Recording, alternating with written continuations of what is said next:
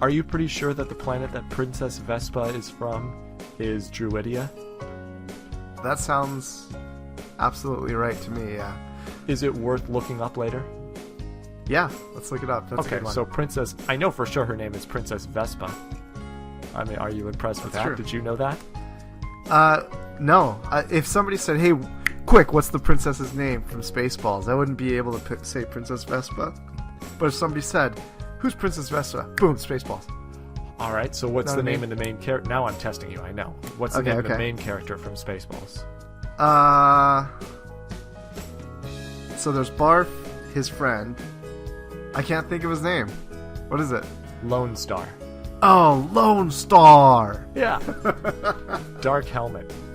Just so on the nose, but very funny.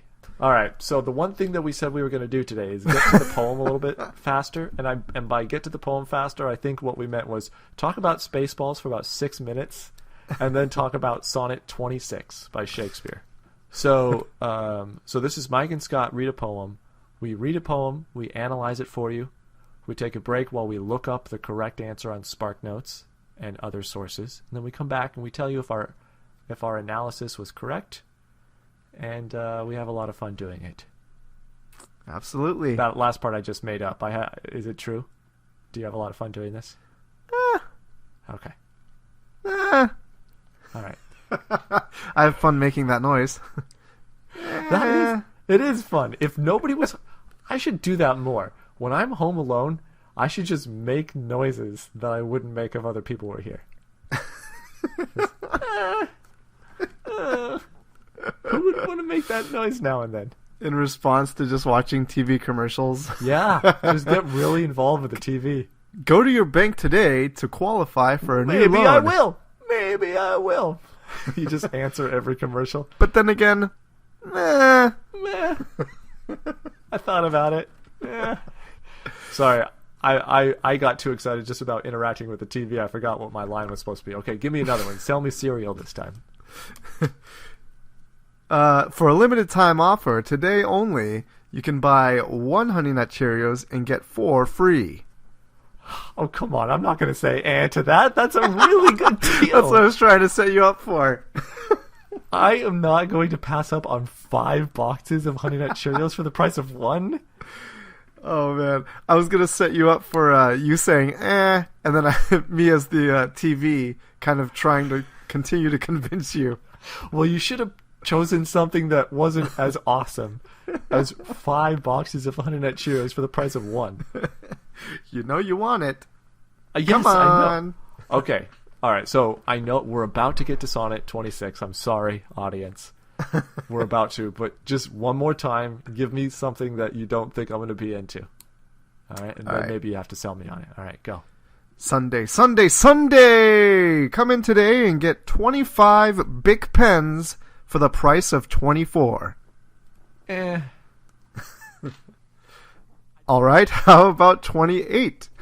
I didn't do the because that still sounds like you can be convinced. I wanted to let you know that I am not going anywhere on a Sunday to buy that many pens when there's basically no discount to it. And there's nothing that you can say that can convince me to do it. Anyway, so you're on Shakespeare-sonnets.com? Shakespeare's-sonnets, in case anybody's Oh, typing Shakespeare's this in. with an S at the end of Shakespeare? Yeah, Shakespeare's-sonnets.com. There's no apostrophe, though, because you can't have an apostrophe on your website. Yeah, can you not have one in the URL? I think you can't, yeah. I think you're right. It seems like it would mean something. Yeah, I Alright. think you're right. So I'm on Shakespeare-online.com, and we're reading Sonnet 26 here on Mike and Scott Read a Poem. Mike, read us a poem. Lord of my love, to whom in vassalage thy merit hath my duty strongly knit, to thee I send this written embassage, to witness duty, not to show my wit. Duty so great, which wit so poor as mine may make seem bare in wanting words to show it. But that I hope seem good conceit of thine, in thy soul's thought, all naked, will bestow it. till whatsoever star that guides my moving points on me graciously with fair aspect, and puts apparel on my tottered loving, to show me worthy of thy sweet respect. Then may I dare to boast how I do love thee, till then not show my head where thou mayst prove me. Fiend. Fiend. So, that's how I think we should start every interpretation, is by just me saying so. I think that's actually how everyone has started. Unless I edit that word out. And I could edit this whole thing out. Now you gotta edit so's in. I gotta put so's everywhere. Retroactively. Yeah, okay. It's not hard to do. So, first impressions. In the beginning, it's something about writing messages to each other. Something about maybe that they're just frank or truth-telling, or I don't know. And in the end, it seems something about how they're not allowed to show their affection for one another. They have to hide it for some reason. Are you feeling any... there's two parties here. There's me and thee, right? Uh-huh. Are you feeling any bad vibes in between the two of them? Or good vibes? I feel good vibes. Yeah? I feel like maybe the author is describing a situation that the two of them find each other in. Like how a lot of the other poems that we've read describe the person he's talking about. And talks about their merits. This one, it seems like he's talking about a situation instead. But that's just first impressions, without going back through it with a fine-tooth comb or a pick. Did you find anything in that poem yet? Mike, I ain't found nothing. I had to put you in the spot. Yeah, I got out of it. Any impressions that you got that I didn't get? Yeah, I felt a little bit of I don't know, contempt. I don't know. Ooh, okay. You're always finding the negative, and oftentimes you are right. I'll have to reread, but that's just my initial gut feelings. Of course, that's without actually like internalizing any of this. It's because you're a dark man. Yeah, I think for sure it's talking about love, and maybe there's a little bit of destiny or fate tied in there somewhere, because I remember something about like stars. Mm-hmm. Stars equal fate. I guess so, in my book. Yeah, I agree with you. Yeah, maybe something about the soul. So let's just dive into this thing. Lord of my love. All right, let's just skip that part right off the bat, and we'll figure that part out later. To whom in vassalage thy merit hath my duty strongly knit. This is to the Lord, whoever the Lord of the love is. Thy merit hath my duty strongly knit. So whatever you succeed in is my duty. Can I look up merit? And what about vassalage? Okay, yeah, I'll look up vassalage first. Yes, because merit could have some other meaning besides... What would you say merit is? Good qualities in our kind of, yeah. language? Yeah. Okay, so vassalage, a position of subordination or submission, the state of being vassal, the homage, fealty, or services due from a vassal. Yeah, and vassals are from the feudalism. It's from feudalism, where you had the very rigid class structures, and the vassals were an underclass. I don't think they were the farthest down. I could be wrong. I didn't know that. So merit is basically kind of a worth, to have worth. So Lord of my love, to whom Lord of my love is. Do you think Lord of my love is the person he's talking to? Yeah. So they are the Lord of his love. Okay. Yes. To whom in vassalage thy merit hath my duty strongly knit. Is that saying like I'm humble before you? So my duty is a peasant next to your worth. I think what I'm pulling out of it is that so Lord of my love, to whom in vassalage thy merit hath my duty strongly knit. I feel like it means, so you being, because you're the love of my life, I am closely tied to you. Closely tied to you and who you are. I don't know. Again, it's like E.T. When E.T. gets sick, Elliot gets sick. So, yeah, that's a good... Most things could be explained with E.T. All right. So the poem starts, "Dear E.T." And it's a poem from it's a letter from Elliot. So let's see what Elliot says next. Elliot. That's E.T. That's E.T.'s response to Elliot's long poem. E.T. just writes back, "Elliot." even with like some sort of translation machine, and Elliot starts to realize, man, E.T., it's not that he was bad at English, he just wasn't that smart. Like, that alien species, they could actually pick up on English really fast. E.T. was just not a clever dude. He really likes saying my name. He can make my bike fly. Love saying my name. He can make my bike fly.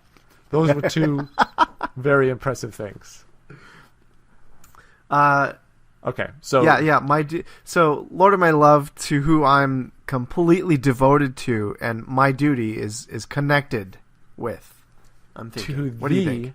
I send this written ambassage, which we'll have to look up, but I wonder if it's some sort of letter or some sort of poem or verse. Ambassage, the business or message of an envoy. I'm sending this message. We'll just keep it as that. And he needed it to rhyme with wow. vassalage, ambassage. How do you pronounce it? Does it say how to pronounce it? Let me listen here. Embassage. Embassage. It's a body of people sent as a deputation to or on behalf of a head of state. An ambassage? Yeah, and it's an archaic term for embassy. This written embassy, to witness duty, not to show my wit. So I'm not writing this embassage, this poem, this sonnet, this message, this embassy. I'm not writing this to show off. I'm trying to witness. I'm going to maybe write poems about you so that everybody knows what you are like, and I consider it a duty just to get them to know who you are. Yeah, I see. To thee I send this written embassage, so to witness duty. I think he's sending the group of people, but, figuratively in writing, of course, as kind of a way to see that he's doing his duty. He's not just being witty. What if the embassage is this entire collection of poems? Oh, that's a good one. It's not just one poem. He's like, hey, I've been writing all weekend. Damn, I'm going to go with that. I like that because that's beautiful. So, dear E.T., I've been up all weekend writing about you because I think that people should know what this extraterrestrial was like that just landed in my garage. And I got it to come out by eating Reese's Pieces. All right? This is my duty. I need to tell people what E.T. is like. Duty so great, which wit so poor as mine may make seem bare, in wanting words to show it. But that I hope some good conceit of thine in thy soul's thought, all naked, will bestow it. So he's continually referencing his duty. Yeah. I got a job to do. I got to write poems about you. Oh, maybe that is his duty. I got to get out of here. I got to go write some poems about this person. Sorry that I'm leaving the party so early, but it's my duty. Good night. Duty so great with wit so poor as mine may make seem bare in wanting words to show it. I might not be able to do a good job. Yeah, because my wit is so poor. I'm kind of like E.T. actually. I think we're on the same page on those lines right there. But that I hope some good conceit of thine in thy soul's thought. I hope something good about you. I thought it was going to be, I might not be able to write the words correctly, but because you're so great, it's going to somehow come through. I'm not sure if that's correct, though. I'm a little lost on that line right there. Me too. Me too. But that I hope some good conceit of thine in thy soul's thought, all naked, will bestow it. We'll come back. Bestow what? Bestow what? Will bestow the good conceit about you. So I want to talk about a certain quality about you. So I'm going to write this embassage of poems. But I might not be like there. Say I want to write about one specific quality. I might fail at doing that because my writing is just not good enough. But because your quality is so great, it's still going to come across. Yeah, that sounds good. Yeah. That last line is just kind of like I'm not super convinced on that last line. In thy soul's thought, all naked will bestow it. Yeah. But that I hope some good conceit of thine in thy soul's thought, all naked will bestow it. Should we just move on? Yep. And come back? We'll Okay. come back. Go for it. Till whatsoever star that guides my moving, I think you're right, my fate, whatever my fate is, points on me graciously with fair aspect, Okay. is moving me in a nice direction, Mm-hmm. and puts apparel on my tattered love. Again, he's talking about clothing. Is it clothing his heart? I have tottered. Tottered? Yeah, I have totter. tattered. Ta. Maybe it's the same thing. Let's see. Totter.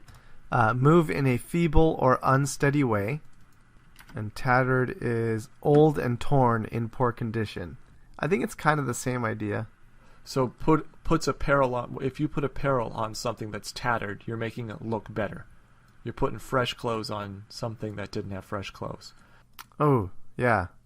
My ability to love has been tattered over the years because love's a hard thing to do. Let me tell you something. You know, you're gonna get ripped up a little bit, but you dress me up new. My heart's all fine now because of you. Oh, okay. So then the next line is to show me worthy of thy sweet respect. So rereading that, it's so duty so great, which wit so poor as mine may make seem bare in wanting words to show it. So a duty that's so great that even my words, may not be able to describe it. But that I hope some good conceit of thine in thy soul's thought all naked will bestow it, till whatsoever star, till fate points me in the right direction, and puts apparel on, and makes my love look new and shiny. Shiny and new. Like To a show virgin. me worthy of thy sweet respect. That line right there, I think, kind of pulls it together a little bit. You make me a new person ready to love again, and who's worthy of being loved. Sounds good. I like that.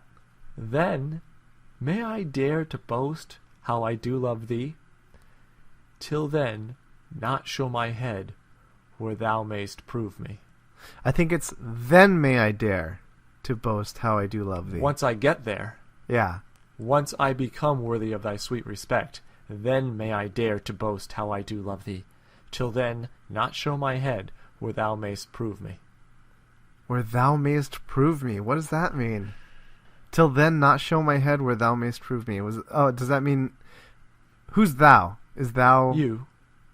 Wait, what if he is talking to Cupid, the god of love or something, Okay. Till then, not show my head where thou Yes. mayst prove me. Lord of my love, whoever's controlling my love life. Pop. Yeah, I like that. Okay. Also, but just the last line, till then, not show my head where thou mayst prove me, could be, I will be out of your sight until I am worthy of your love. Where thou mayst prove me, maybe just be until I'm in your line of sight. To prove me is to see me. Like, oh, there he is. Like in Waldo. Once you find him, you have proved him. But it says, thou mayst prove me. Could he be talking to, let's just say again, if he's talking to Cupid, Cupid proves him as being worthy of loving somebody? Until you can prove me. And you're saying that prove me is show that I'm worthy. So I won't raise my hand and I won't put my dating profile on Match.com until I am worthy of somebody on Match.com or OkCupid. I should have picked OkCupid because it has the word Cupid in there.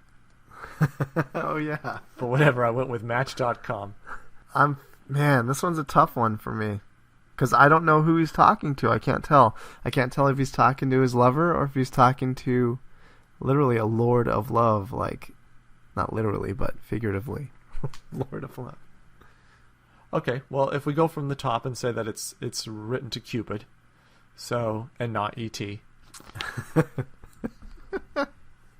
Dear Cupid, I am your subordinate, and to you, I'm writing this message, not to show you what a great writer I am, but because I have this duty to write you. And I may not be able to do it well, because I'm not good enough with the words, but hopefully you'll be able to see through my shaky writing and get to the soul of what I'm trying to say. Oh man, I think that sounds good. Like, while I'm reading this with you, that sounds like a good interpretation. So, here's my plea. Whatever my fate is, until it has me going the right direction and I find myself in a place where my heart feels new and ready and healed, and until then that I'm a respectable person, then I'm not going to say that I'm in love until I'm ready. I got tripped up in the last couple of lines. Yeah, man, it's close. I think we're close.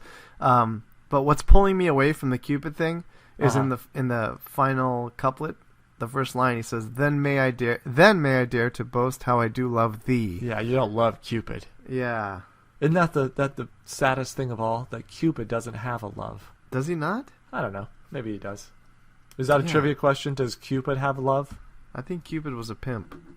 I don't know who Cupid is based on. If there's some. I think he's a baby. Yeah, but. A cherub. Sure. That's all I know.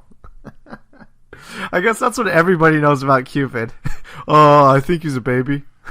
I think he's got a bow and arrow. Yes, but where does he come from?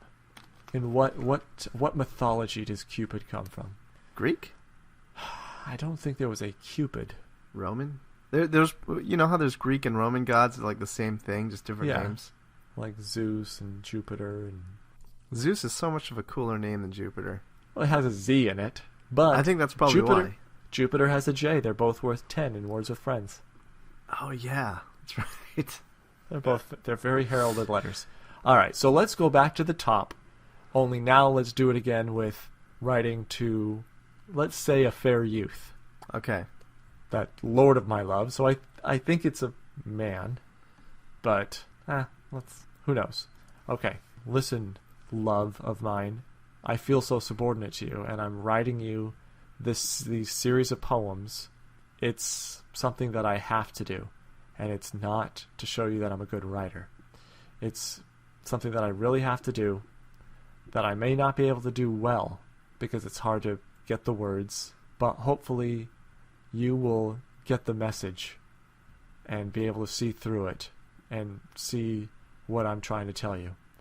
And what I'm trying to tell you, whatever my destiny is, until it starts going in the right direction and I'm feeling all good about myself and my heart is feeling repaired and fresh and ready for new love and I am a respectful person, then I'll tell you how much I love you. But until then, I'm not going to take up any of your time. That's as much as I can pull out of this, and I think it sounds...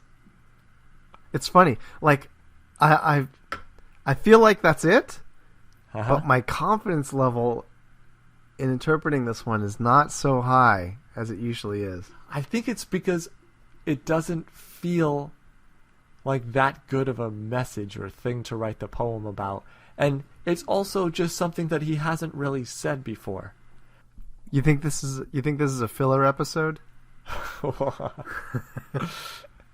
yeah, I think you're right. I think that for me, it just doesn't have as beautiful and epic of a feeling as a lot of the previous sonnets did.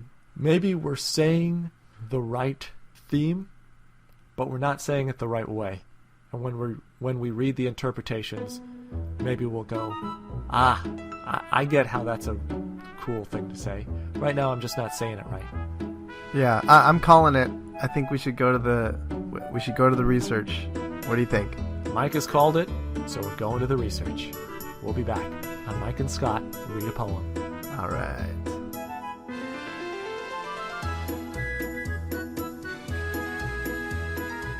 We're back. Wow. What a big start. That's like a horse racing. And they're off. Boom! Whoa! That's how we should always come back with this. Yeah. And some you huge scare sound me effect. into giving you the analysis. Here, try it out. Say boom. Boom! Okay, so the paraphrase in Wikipedia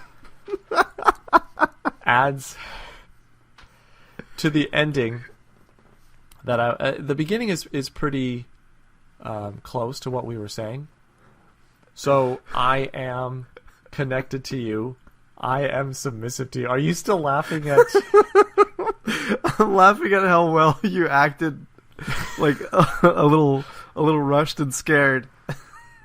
Thank you. At the boom. Well, I couldn't just casually start analyzing a poem. Somebody just fired a starter's pistol in order to get me to start analyzing a poem. It was quite a moment. All right. Okay. So I am your vassal, and I am writing a series of poems, but only as duty, not to show off how clever I am. I may not be good at it, so it's kind of like your song. It's a little what bit is it? funny. This feeling inside, not one of those you can usually hide. Don't have much money, but if boy, I if did, I'd buy a big house where we both could live. If I was a sculptor, but then again, no. Or a man who made pictures in a traveling show. I know it's not much, but it's the best I can do. My gift is my song. This one's for you. Alright, so maybe that's what this poem is. Are you impressed that I knew all those words? It's funny because like I know the words too, but Yeah. I know the words in the way like if I'm hearing it, I can sing with it. Uh-huh. Like if we were in a choir, Yeah? I would be able to sing the song with you. Is this But your way of asking me to join a choir with you? Because I'm do this. totally down for that. I always found that a weird sensation. That like I can sing with people, Uh-huh. but if I was on the spot, I would never be able to sing it. I wouldn't even be able to recite lines like unless I really, really, really know the song. Well, maybe what's happening is that you're singing all the words a split second after everybody else is singing the words, and you just don't realize It it. just doesn't feel like that though. I understand that that's probably it, but it feels like we're perfectly in sync. So that's something that the brain does. It makes you feel like you're a better singer than you are. What kind of evolutionary trait is that? Yeah, huh?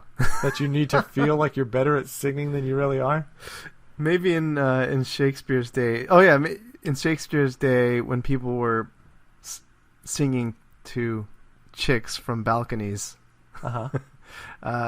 it was a sign of confidence, which I'm sure women find sexy. I think today it's a sign of confidence. I think if you just go up onto a balcony and start singing, then you're very confident. What if you're singing Taylor Swift song? Then you're the most confident man I've ever met. All right. So, I hope... Oh, yeah, so I'm writing these poems and I may not be good enough, but I hope that you're able to use your imagination and look into these poems and give it... and see the truth and beauty that there is there. But not until fate guides me, and here's where it changes. Not until fate guides me to be able to write more beautifully about my love. Not until then will I boast about my love for you. Okay, But, so yeah. I'm gonna keep it. I'm not gonna really announce how much I love thee until fate bestows upon me a better skill of writing. Is he kind of saying like I can't really at my current level express perfectly how I feel until I level up? I'm not even gonna try explaining how much I love you, kind of a thing. Oh, I won't do it publicly. I won't do it in a way that you'll be able to judge it. Yeah. Because I got to do it at home practicing. I got to do a Rocky sequence of training. Got to wake up in the morning and drink 4 eggs and run up the steps and try to catch a chicken. I'm going to do all of that only to become a better writer. I'm going to write up the stairs and down the stairs and catch the chicken of writing. That's how to become good at anything. Is you just make it a Rocky metaphor. So if you want to become good at accounting, you run up the stairs and down the stairs of accounting, and you punch the meat and catch the chicken of accounting. And only then can you fight the Apollo Creed of accounting. And even if you lose to him, at least you'll go the distance. Getting stronger. How do we get into accounting, by the way? Oh, because I said that you could apply to anything. Give me another job. Let's see. The guy who kills cows at the slaughterhouse. Okay, so a guy that works at the slaughterhouse. Yeah. Okay. You want to become the best employee at the slaughterhouse? Here's what you do. You run up the stairs and down the stairs of the slaughterhouse. You punch the meat and Of you the catch slaughterhouse. the chicken. I didn't realize what a trap I was walking into. Did you realize that you did that? I did before you realized, yes. But you didn't But do it on after I had already purpose. said it, yeah. After you had already said it, you just tried to pick a random job, and it happened to be the one kryptonite of my Rocky metaphor. You punch the meat and catch the chicken. Of the I'm slaughterhouse. I'm assuming that they do have chickens at the slaughterhouse too. I mean, if you're killing a bunch of animals, you might as well have some chickens in there also. Yeah. We don't discriminate. No, I'm sure they're actually separate now that I think. I mean, you have to have those big machines. There's a movie called Temple Grandin, and by a movie, I mean there's a real person named Temple Grandin, and then they made a movie about her. And she revolutionized the slaughterhouse industry. Oh, wow. And tried to do it in a humane way. I've never seen the movie, and therefore I don't know anything about the real person, except for the information that I just said. Shall that be our final trivia question? Yeah, that's perfect. I'm now trepidatious about making this a trivia question. It's going to be so horrifying. But hey, if you listen this long, then maybe you'll just listen to a little bit longer as we explain how cows are slaughtered when we come back. But first, is there anything else to add to our analysis? So I said in our analysis that not until I'm just a better man will I say that I love you or admit that I love you. Here, I think it's a better interpretation where it says, not until my writing is better will I use it to boast my love for you. Until then, I'm going to write, but not in a place where you're going to be able to read it. Yeah, after having read the interpretations online, I really feel like it's a bit more quote-unquote beautiful than I originally thought it was. Yeah. Because that's a good line. I mean, I'm not really going to post out there how you make me feel until I'm a better writer and can actually do it justice. I like that concept. If your wife ever says, Mike, why don't you write me Valentine's Day cards on Valentine's Day? And you'll say, listen, honey, not until my writing is worthy of the love I feel for you am I going to insult you with writing you a love letter. Yeah, that's what Shakespeare is doing here. He forgot his woman's birthday or his man, but he forgot somebody's birthday, and this is how he gets out of it. He's a weasel. Or this was written on February 15th, the day after Valentine's Day. Excellent. How do you feel about our interpretation this week? Like I said, I think we were close and that there was just one element that we were missing. Yeah. And it was that it's my writing that has to get better. And That's really what we missed. And you're right. It is a beautiful sentiment now that we have that twist to it. Yeah.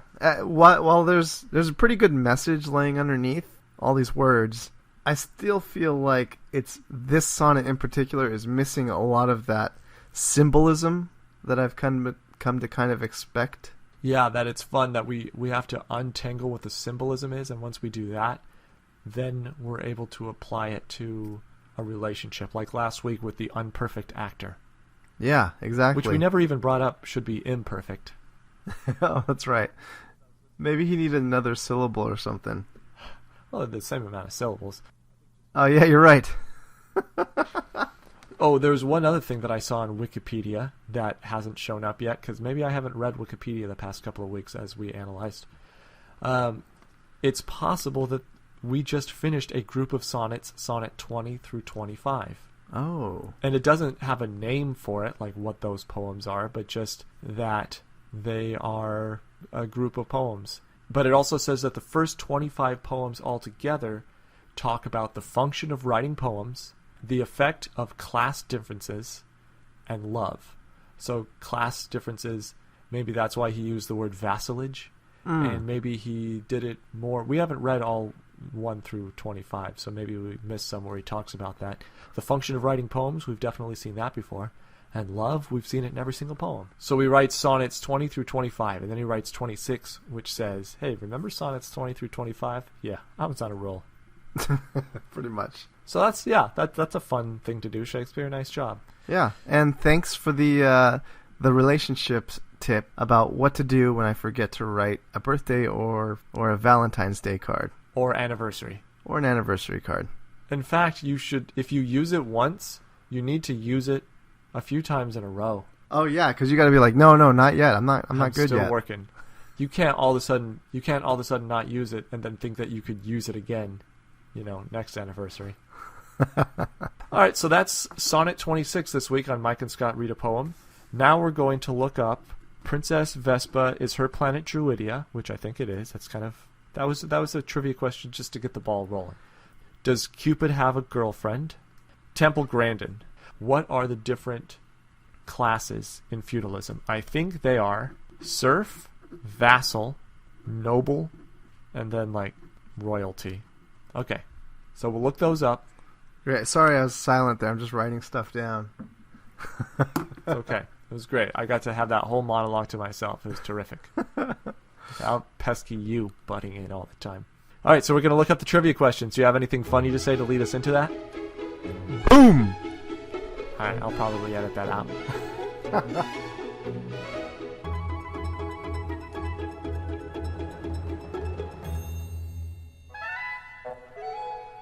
Okay, let's do this. So you ready to come back? Yep. Okay. Answers to the trivia questions. I'm going to leave Temple Grandin's slaughterhouse method till the very end of the show, so if you don't want to listen to it, you don't have to. But then you'll miss our wonderful conclusion. So maybe you'll just close your ears for 30 seconds or so. All right, so that's going to be at the end. So let's do a nice one. Let's do Cupid first. Mike, teach us about Cupid. All right, so Cupid, we were wondering if Cupid had some sort of a love interest, and yes, he did. Her name was Psyche, or Psyche? Psyche, and I guess she was of Roman mythology. Oh, so Cupid is also from Roman mythology? I suppose, yes. That's what my one source tells me. So Venus, she was jealous of how beautiful Psyche was and ordered Cupid to punish her. But instead, Cupid fell in love with her. But because Cupid's kind of a god and she's immortal, Psyche's immortal, she was forbidden to look at him. So Psyche was happy until her sisters persuaded her to look at Cupid. So as soon as she did, Cupid punished her by leaving her. Eventually, then she went through a whole bunch of trials, but eventually there's a happy ending, and I think they get back together.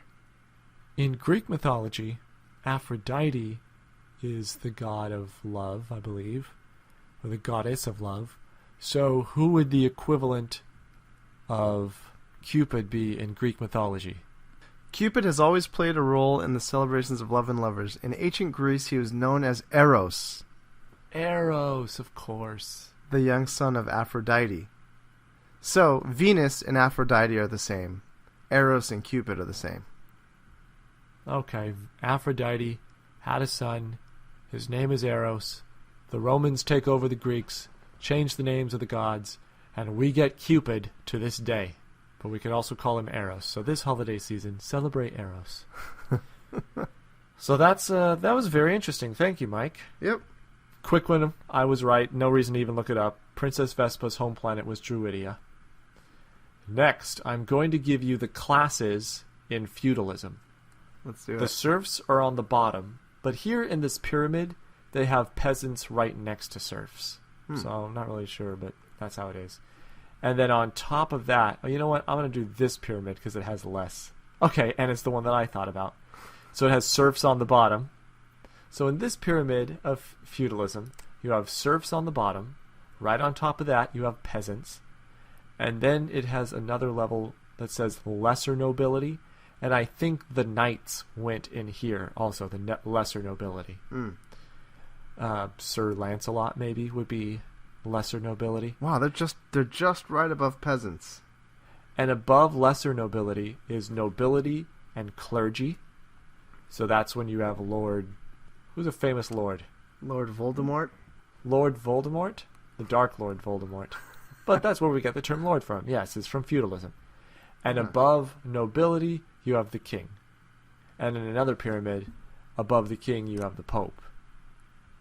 But in this pyramid, it doesn't have clergy. So, listen, even the first two images on Google Images... Is it Google Images? The first two images on Google Images don't agree on the levels of feudalism. So, that's what you could do with your research. All right, so we've done all of them. Now we're at Temple Grandin. Okay? Temple Grandin. All right, here we go. So if you don't want to hear... I'm not going to get graphic or anything. But... Just brains. Just talk about brains. Before Temple Grandin, it seems like cows were just pushed into these cutting machines and they were running away and like going through them backwards because they're trying to run away from it. Right, it's awful. So Temple Grandin said that you need to design it to reduce stress of the animal, and then that's going to lead to a more efficient slaughterhouse, and it's also a lot nicer for the animal. So she used animal psychology to design these pens where it goes in a curved motion into the cutting apparatus, but because of that, they can't see the blades coming. They don't know what's around the corner. They're just focused on the hindquarters of the cow in front of them. That's just what they're looking at. And then they're led to the slaughter, which, as we said, is still sad, but at least now it's a lot more relaxing and it's over quicker. They barely even know that anything wrong is going on. So nice job, Temple Grandin. You've made the slaughtering of cows at least slightly more humane. Well, that's just I tried, but it's just not a fun way to end a podcast. I think it's fine. About writing poetry and having to... Well, there you go. I needed to be better with my words. Not until I am able to describe Temple Grandin's slaughter perfectly will I dare to trumpet the virtues of Temple Grandin's slaughterhouse. You know what, though? I found an even better example. Last week, I finally posted our first podcast on the website. Yay! So, that shows you that this whole time, I was just waiting until we were worthy of the audience. Oh, that's true. I put something up that was worthy for the audience. Because you know what, Mike? I think that you are worthy of an audience. You could also say that I'm ready for an audience. I'm ready for an audience. No, me, Scott. I'm ready. I'm waiting for you to return the compliment, and you are refusing. Eh. Nice callback to eh. All right. So, do you think that we're gonna have a show next week? Absolutely. Oh, okay, I thought I was gonna get another eh. Ah. Huh. Tune in next week. and you might get another air. You never know what you're gonna get on Mike and Scott read a poem. Boom! Alright. Hopefully that was cute enough at the end. I always try to be cute at the end.